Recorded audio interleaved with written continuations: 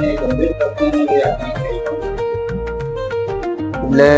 ભૂતકાળની અંદર હાઉસિંગ બોર્ડના મકાનો ભારે વરસાદના કારણે પડી ગયા અને એમાં જાનહાનિ પણ થયેલી ને ખૂબ મોટી મુશ્કેલી આ નડિયાદ ઉપર આવેલી.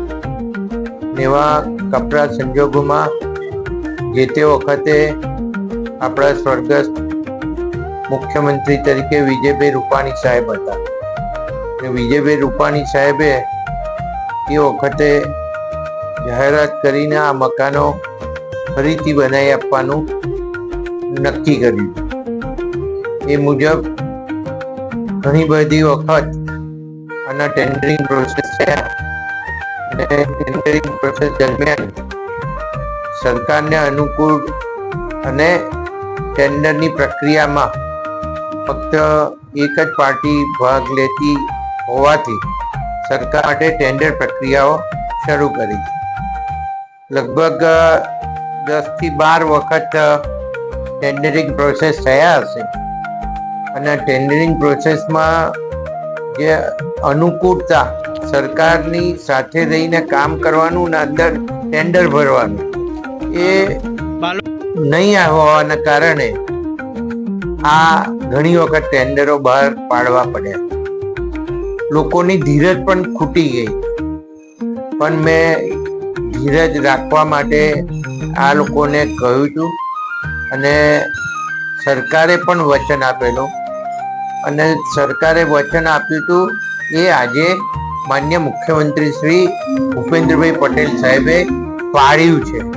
અને આજે મને કહેતા આનંદ થાય છે કે લગભગ 133 કરોડના ખર્ચે 18 બ્લોક G7 ટાઈપના 900 મકાનો આપણા બનાવવાનું ટેન્ડર બહાર પાડ્યા પછી એને ભૂપેન્દ્રભાઈ પટેલ સાહેબે ખાસ કિસ્સા તરીકે મંજૂરી આપી દીધી છે. અને મંજૂરી આપ્યા પછી હવે આ આગળની તમામ કાર્યવાહી શરૂ થવામાં આવશે અને ખાતમુહૂર્ત થાય એવા પ્રકારના મારા પ્રયત્નો રહેશે.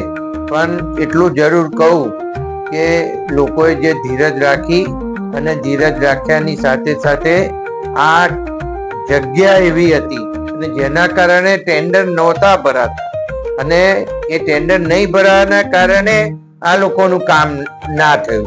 સરકારનો કોઈ મનસૂબો એવો નહોતો કે આ કામ નહીં કરું. રાયમલસિંહ દરબાર, પ્રગતિનગર અને 900 LIG હાઉસિંગ એસોસિએશનના પ્રમુખ છું.